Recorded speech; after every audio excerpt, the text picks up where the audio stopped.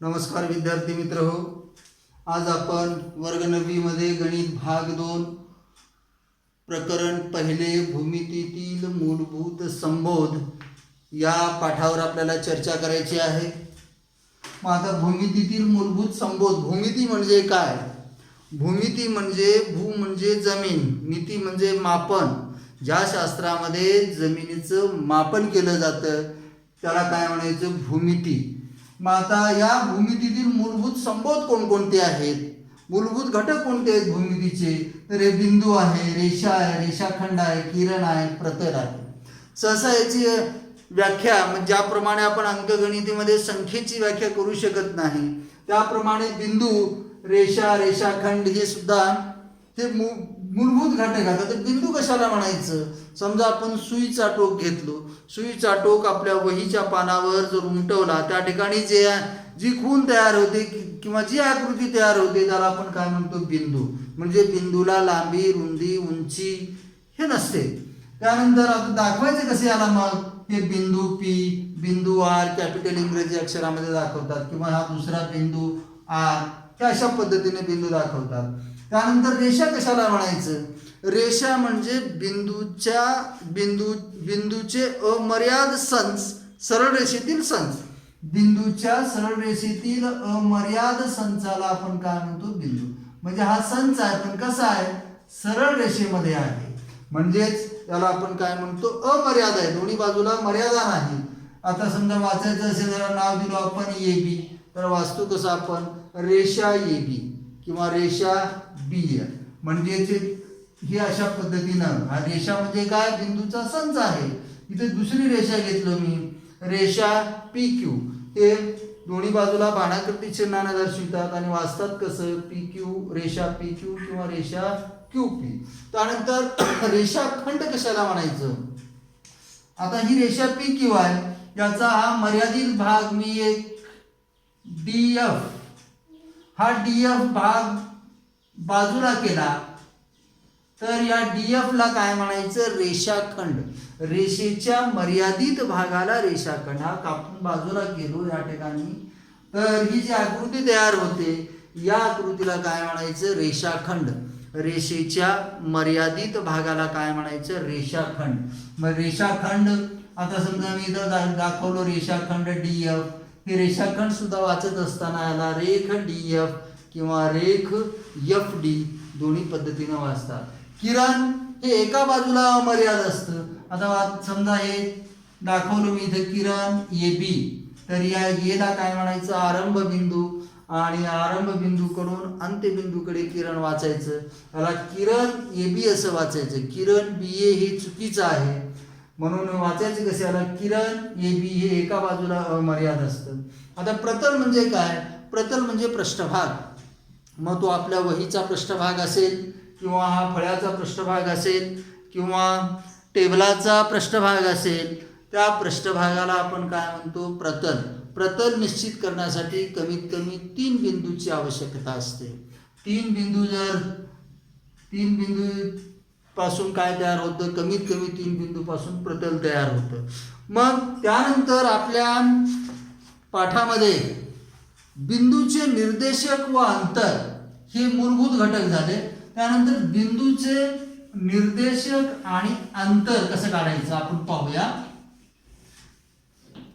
बिंदूचे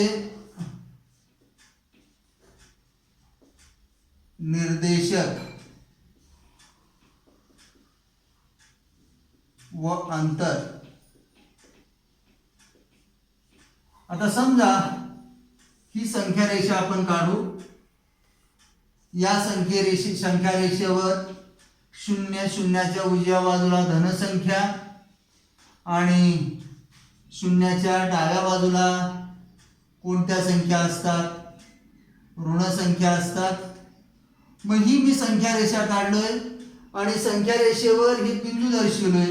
या ठिकाणी मी इथं पी नाव दिलो, हे ए, हे बी, सी, इथं डी, ई आणि एफ, जी. मग आता इकडे बी बिंदू कोणती संख्या दर्शवितो? 1. तर ए बिंदू 1 संख्या दर्शवितो, बी बिंदू 2, सी बिंदू 3, पी बिंदू 0, डी बिंदू -1, ई बिंदू -2, एफ बिंदू -3 आणि जी बिंदू -4. मग या ठिकाणी आता बिंदू बी याला वाचायचं कसं? बिंदू बी चा निर्देशक 2, बिंदू सी चा निर्देशक 3, बिंदू ए चा निर्देशक 1, बिंदू पी चा निर्देशक 0, बिंदू डी चा निर्देशक -1. अशा पद्धतीने याचं वाचन करतात. मग आता अंतर कसं काढायचं? आता अंतर म्हणजे डिस्टन्स. आता समजा बिंदू ई आणि बी मधलं अंतर आपल्याला काढायचं आहे. ई आणि बी मधलं अंतर काढायचं. लिहायचं कसं याला? डिस्टन्स ई, बी. या दोन बिंदूतील आपल्याला अंतर काढायचं आहे. मग आता अंतर पहा किती एकक आहे? ई पासून डी पर्यंत 1 एकक, डी पासून पी पर्यंत 1 एकक, म्हणजे 1 2 3 4. किती एकक आहे? 4 एकक आहे. म्हणून डिस्टन्स ई, बी बरोबर 4. समजा मी आणखी एक लिहिलो इथं, डिस्टन्स जी, ए. या दोन बिंदूतील आपल्याला अंतर सांगायचं आहे. पहा जी इथं आहे, ए इथं आहे, म्हणजे 1 2 3 4 5 एकक अंतर आहे. मग डिस्टन्स जी, ए बरोबर 5. मग हे अंतर आपण संख्या रेषा पाहून सांगितलं. आता समजा आपल्याला संख्या रेषा दिलेला नाही, संख्या रेषा आपल्या डोळ्यासमोर नाही, पण संख्या रेषा नसेल तर आपल्याला अंतर कशा पद्धतीने काढायचं पाहूया. आता याच्यामध्ये आपल्याला एक लक्षात ठेवलं पाहिजे, शून्याच्या उजव्या बाजूला जे अंक असतील ते सर्व अंक धन असतात आणि शून्याच्या डाव्या बाजूला ऋण. म्हणजे संख्या रेषेवर सर्वात डावीकडील अंक हा सर्वात लहान असतो आणि संख्या रेषेवरील सर्वात उजवीकडील अंक हा सर्वात मोठा असतो. मग आपल्याला संख्या रेषा न पाहता दिलेल्या बिंदूचे जर निर्देशक दिलेले असतील तर अंतर कशा पद्धतीने काढतात ते आपण पाहूया. आता एक उदाहरण पाहू की समजा इथं बी बिंदूचा निर्देशक, बीचा निर्देशक बरोबर -5 आहे आणि ए चा निर्देशक 8 आहे. बी चा निर्देशक -5 आहे आणि ए चा निर्देशक +8 आहे. तर आपल्याला काय काढायचं आहे? डिस्टन्स ए, बी, म्हणजे ए आणि बी मधील आपल्याला अंतर काढायचं आहे. आता इथं संख्या रेषा नाही, संख्या रेषा नसेल तर कशा पद्धतीने काढायचं आपण पाहूया. आता इथं डिस्टन्स ए बी काढत असताना या दोन्हीमध्ये -5 आणि +8 याच्यामध्ये मोठी संख्या कोणती आहे? तर मोठी संख्या धनसंख्या कधीही मोठी असणार, लक्षात ठेवायचं. मग धन 8 ही मोठी संख्या आहे. मग याच्यामध्ये अगोदर ठरवायचं डिस्टन्स ए बी बरोबर मोठी संख्या कोणती आहे? 8 आणि कुणापेक्षा मोठा आहे? -5 पेक्षा मोठा आहे. मग अंतर काढत असताना आता इथं डिस्टन्स ए, बी काढत असताना मोठ्या संख्येतून लहान संख्या वजा करायचं, म्हणजेच 8 वजा आणि लहान संख्येचे चिन्ह काय? -5. मग डिस्टन्स ए, बी बरोबर हे 8, हे ऋण कंस म्हणजे गुणाकार, ऋण गुणिले ऋण काय होणार? धन होणार. हे 8 अधिक 5 येणार. मग डिस्टन्स ए, बी बरोबर किती? 8 अधिक 5 बरोबर 13. मग आपल्याला पडताळा घ्यायचा आहे की हे 13 बरोबर आहे का? आपलं मनामध्ये इथं संख्या रेषा आपण काढलो. संख्या रेषाच्या उजव्या बाजूला धन 8 1 2 3 4 5 6 7 8. इथं काय येणार? 8. हे -1 -2 -3 -4 -5. इथं -5 झालं. अंतर एकक अंतर आपण मोजलो. 1 2 3 4 5 6 7 8 9 10 11 12 13. म्हणजे किती संख्या रेषेवर आपण तपासून पाहिलं तर किती येणार? 13 एकक येणार. मग आणखी एक उदाहरण पाहूया आपण. दुसरा उदाहरण पाहूया की या दिलेल्या दोन संख्येमध्ये दोन बिंदूची जर निर्देशक दिलेला असेल तर आपल्याला अंतर काढायचं आहे. समजा हा पी आहे. दुसरं गणित आपण पाहूया. पी चा निर्देशक आहे पी चा निर्देशक -11 आणि क्यू चा निर्देशक -2 आहे. तर डिस्टन्स पी क्यू आपल्याला काढायचं आहे. मग आता डिस्टन्स पी क्यू काढत असताना या दोन्हीमध्ये -11 आणि -2 याच्यापैकी मोठी संख्या कोणती आहे? तर संख्या मोठी पाहून मोठी म्हणू नका. -2च्या सर्वात डावीकडील अंक कोणता येतो? -11. त्याच्या अगोदर -2 येतो, म्हणजेच -11 हे सर्वात लहान होणार, म्हणजे -2 ही मोठी संख्या आहे. -2 मोठा आहे -11. मग आता डिस्टन्स P, Q बरोबर मोठ्या संख्येतून लहान संख्या वजा करायचं आहे. -2 कंसात -11. मग डिस्टन्स P, Q बरोबर -2 हे ऋण कंस आणि ऋण कंस म्हणजे गुणाकार, ऋण गुणिले ऋण काय होणार? -11. मग आता डिस्टन्स P, Q बरोबर -11 ऋण 2 चिन्हाविरुद्ध आहेत, वजाबाकी करा. मोठ्या संख्येतून लहान संख्या वजा करा. 11 मधून 2 वजा करा, किती येणार? 9. म्हणजे आलेल्या उत्तराला मोठ्या संख्येचे चिन्ह. मग डिस्टन्स PQ बरोबर किती? 9.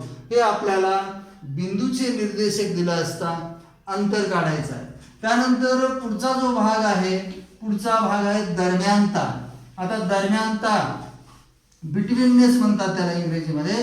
दरम्यानता कशाला म्हणायचं? आता दरम्यानता काढत असताना बिंदू एकरेषीय असले पाहिजेत. आता एकरेषीय आणि नैक रेषीय कशाला म्हणतात अगोदर पाहू आपण. दरम्यानता 3 किंवा 3 पेक्षा जास्त बिंदू जर एका सरळ रेषेत असतील तर त्या बिंदूला काय म्हणायचं? एकरेषीय बिंदू. आता समजा हे 3 बिंदू मी घेतलो, हा बिंदू A, हा B आणि हे C एका सरळ रेषेत आहेत. मग या बिंदूला काय म्हणायचं? एकरेषीय बिंदू. समजा हे 3 ABC आहेत आणि चौथा बिंदू D आहे. मग हे चारही बिंदूचा विचार केला तर 4 बिंदू काय होणार आहे? नैकरेषीय होणार. हे जर 3च बिंदू कसे आहेत? एकरेषीय आहेत. मग दरम्यानता कशाला म्हणायचं? तर बिंदू A, B, C या 3 रेषेवर 3 बिंदू आहेत, A, B, C. या दोन्ही मध्ये लिहत असताना कसे लिहायचं दरम्यानता? A' B' C. म्हणजे बिंदू B हा बिंदू A आणि बिंदू C च्या कसा आहे? दरम्यान आहे. बिंदू B हा बिंदू A आणि C च्या दरम्यान आहे. दरम्यानता चिन्हाने दाखवत असताना अशा पद्धतीने दर्शवितात. त्यानंतर आपल्या पाठामध्ये दरम्यानतावर काही उदाहरणं दिलेली आहेत, ते सुद्धा आपण पाहणार आहोत. आता इथे एक उदाहरण आहे. सराव संच 1.1 मध्ये तिसऱ्या प्रश्नामध्ये, सराव संच 1.1 मध्ये तिसऱ्यामध्ये पहिला प्रश्न आहे. तिसरा प्रश्न काय दिलाय? खाली दिलेल्या माहितीवरून कोणता बिंदू इतर 2 बिंदूच्या दरम्यान आहे ते ठरवा आणि दिलेले बिंदू एकरेषीय नसतील तर तसे लिहा. अगोदर एकरेषीय आहेत का नाही लिहायचं आहे. पण एकरेषीय नसतील तर ते कोणता बिंदू कोणत्या बिंदूच्या दरम्यान आहे ते लिहायचं आहे. आता मी याच्यामधला तिसऱ्यामध्ये पहिला प्रश्न सोडवायला लागलोय. पहिला आहे डिस्टन्स P, R बरोबर 7. त्यानंतर डिस्टन्स P, Q बरोबर 10 आणि डिस्टन्स Q, R बरोबर 3. हे पहिलं उदाहरण आहे. मग अगोदर हे बिंदू काय आहेत? एकरेषीय आहेत का नाही ठरवायचं आहे. एकरेषीय जर नसतील तर तिथंच गणित स्टॉप करायचं. समजा जर एकरेषीय असतील तर कोणता बिंदू कोणत्या बिंदूच्या दरम्यान आहे ते आपल्याला लिहायचं आहे. मग आता लिहत असताना इथं आता अगोदर बघायचं एकरेषीय आहेत का नाही. ह्या दोन्हीची बेरीज जर तिसऱ्या कोणत्याही याच्या बरोबर असेल तरी एकरेषीय आहे. आता पहा इथं PQ 10 आहे, ते 7 आहे, हे 3 आहे. म्हणजे 7 अधिक 3 बरोबर किती येणार? 10. म्हणजे हे कसे आहेत? एकरेषीय आहेत. मग लिहायचं कसं याला? मग आता लिहत असताना पहिला मोठं अंतर कोणतं आहे? डिस्टन्स P, Q बरोबर किती आहे? 10. याला नाव देऊ समीकरण नंबर A. त्यानंतर उरलेल्या 2 अंतराची बेरीज याच्याएवढी आहे का पाहायचं आहे. मग डिस्टन्स P, R अधिक डिस्टन्स Q, R बरोबर 7 अधिक 3 बरोबर 10. मग याला नाव देऊ आपण समीकरण नंबर 2. मग समीकरण 1 आणि 2 वरून कसे आहेत हे एकरेषीय आहेत. मग समीकरण 1 व 2 वरून मग आता मोठं कोणतं आहे अंतर डिस्टन्स P, Q बरोबर डिस्टन्स P, Q बरोबर डिस्टन्स P, R अधिक डिस्टन्स Q, R. कारण हे 10 10 आहे म्हणून P, Q, R हे एक रेषीय बिंदू आहेत.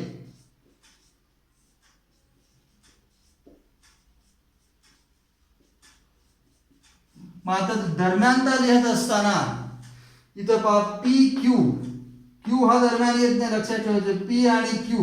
पी आणि क्यूच्या दरम्यान कोणता बिंदू येतो तर आर बिंदू येतो. म्हणून P dash R dash Q P dash R dash Q खाली लिहायचं बिंदू R हा P आणि Q च्या दरम्यान आहे. हे एक रेषीय असतील तर दरम्यानता सांगता येतं, अन्यथा सांगता येत नाही. आता इथं ठरवायचं दरम्यानता काढत असताना हे PQ आहे, या दोन्हीची बेरीज सारखी आहे. P आणि Q च्या दरम्यान कोणता बिंदू येतो R. आपण इथं जर Q दरम्यानता जर Q आहे म्हणलो तर आपलं गणित चुकतं त्या ठिकाणी.